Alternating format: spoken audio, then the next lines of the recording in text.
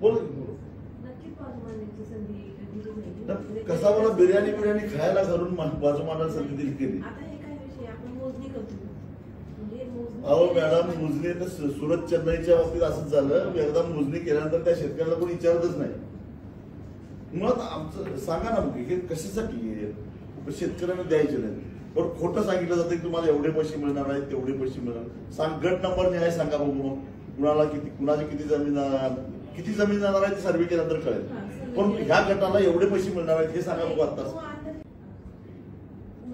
बोल नक्की बाजू मांडण्याची संधी दिली नाही. कसा मला बिर्याणी खायला घरून बाजू मांडायला संधी दिली केली. आता हे काय विषय आपण मोजणी करतो म्हणजे मोजणी. अहो मॅडम, मोजणी तर सुरत चेन्नईच्या बाबतीत असंच झालं. एकदा मोजणी केल्यानंतर त्या शेतकऱ्याला कोणी विचारतच नाही. मुळात आमचं सांगा ना, मग हे कशासाठी आहे? शेतकऱ्यांना द्यायचे नाही. पण खोटं सांगितलं जातं की तुम्हाला एवढे पैसे मिळणार आहेत, तेवढे पैसे मिळणार.